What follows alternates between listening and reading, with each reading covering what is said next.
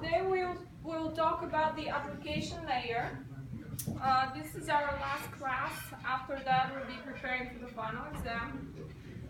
So going back to our network model, to our network architecture model, our model that we were using had 5 layers. The first one was the physical layer, which dealt with bits or sending zeros and ones through the communication channel. The next layer we have seen was data link, which is partially in hardware and partially in software, and the data link layer provided structure to the endless stream of zeros and ones by creating frames and giving beginning and an end to the zeros and ones. The next layer we have seen was the network layer, which allowed us to do addressing and routing, to where we create packets that can be routed through routers anywhere in the world and delivered from the sender to the receiver by going through many networks and intermediate hops or routers in between. So that allowed us to do addressing and routing and some congestion control.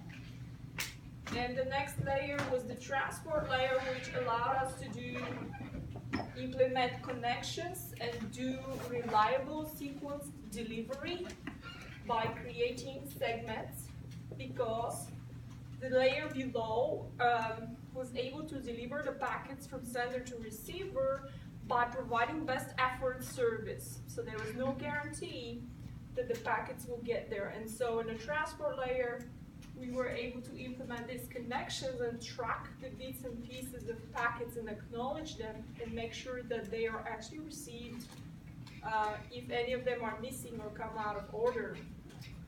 It also allowed us to do flow control and congestion control.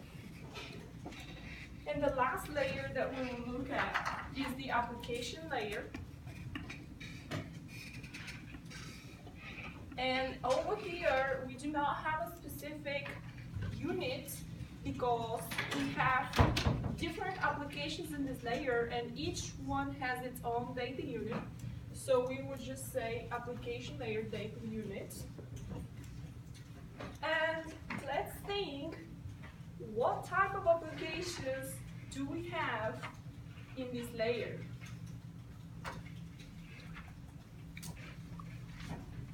What kind of applications are there that need to use the network? Web browser. Okay, so first one that comes to mind is the web browser.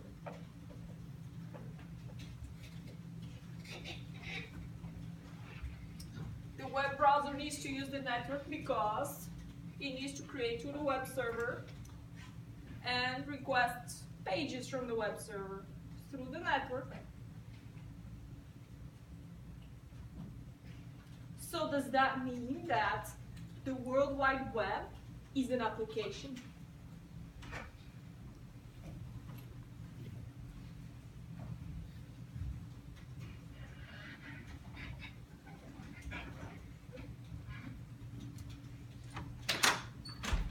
So the World Wide Web is an application which is sitting in the application layer, and it's one of those applications that need to use the network. So the World Wide Web is an application which links documents together through hyperlinks, and that's all that it does. And to be able to work, it needs to use the network. But the network itself, or the internet, is something different than the World Wide Web. The internet, or the network itself, is this network architecture that we have been studying with all the software and hardware that goes into it to implement it, to make the network possible and connect machines together and transfer packets in between them. The World Wide Web is just an application that sits in the application layer that connects documents together through links. Okay, so can we think of any other applications that need to use the network?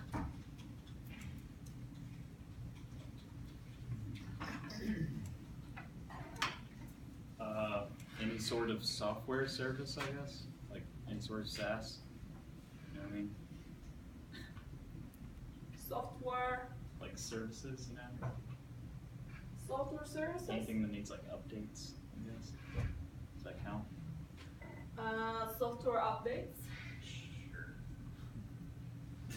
Okay. Software updates. Look at your cell phones. Do you have applications on your cell phone? So how many of those how many of them need to use the network? About 2/3. Okay, 2/3. And what are they? Like GPS maybe? Yeah. Facebook, Google Maps, Maps, price monitor, price monitoring app, price monitor. How about text messages? Not necessarily. network. It goes over the fault lines. That's a network. Well, it is a network, but it's not the same network. The cellular telephone network is a computer network. Okay. We're not just talking about the internet here, we're talking about the network. So would you lump phone calls into that too? As well? Yes. So,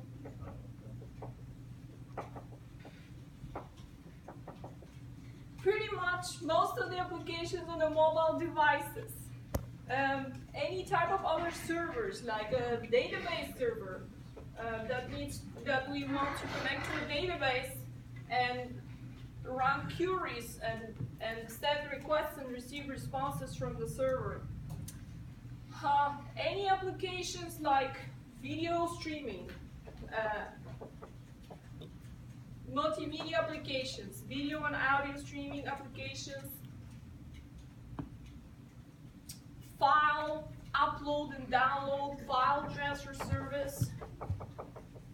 How about emails?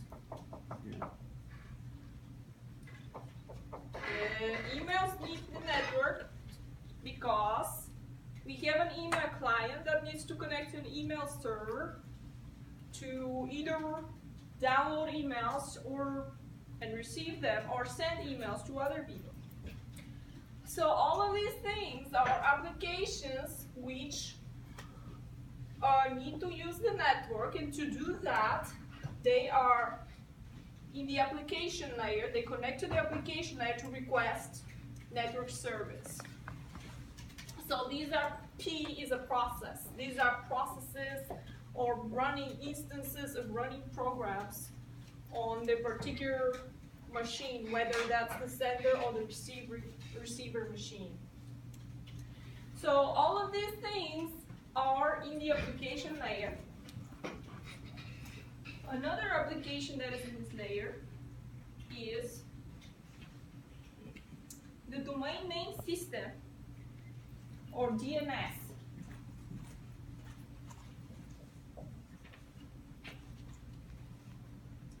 And so let's look at the DNS real quick.